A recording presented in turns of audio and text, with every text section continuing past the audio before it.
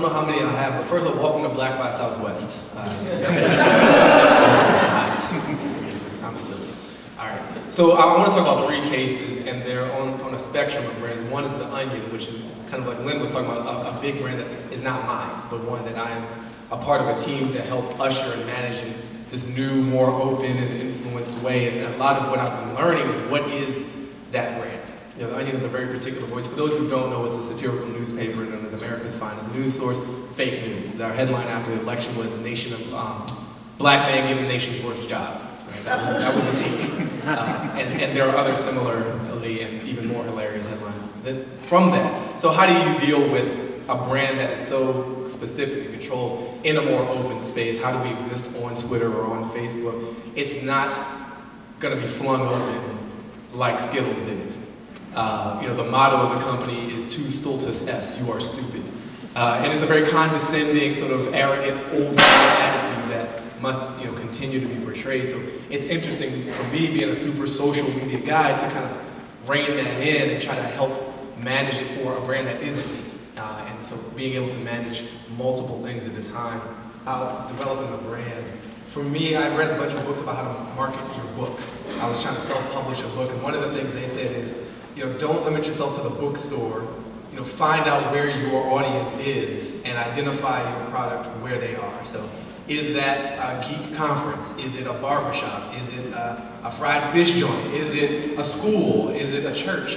And so thinking about where my audience is from a performing comedian perspective, like, well, it's a little bit between like Jon Stewart and Chappelle and, you know, like geeks, you know, so finding out where those people hang is one good tool to think about what your brand, whether it's a company or an individual, might be, is where is your audience hanging out and how do you join them there. In terms of building community, the strongest case for that, it really is Jack and Jill politics. And what happened was we wanted to write. We had things that we wanted to say that we thought the world should hear. It's the egotistical blogger perspective, like, listen to me. And we would treasure a comment. You know, somebody comments on your work, you're like, they paid attention, this is great. You can look at the stats, but you know, like, I have value as a member of the world and web community. It's touching. Even if they're hate, they read it. Haters count. Haters are part of your community. We have a bunch of them. We treasure their ignorance. So, you know, we started getting more comments, and I knew that we had hit a tipping point when we couldn't read all of them. And it was like, oh, snap. Like, this is bigger than anything we planned for. That was a great time when your community sort of outgrows your ability to know every single thing it's doing. And it has to start governing itself.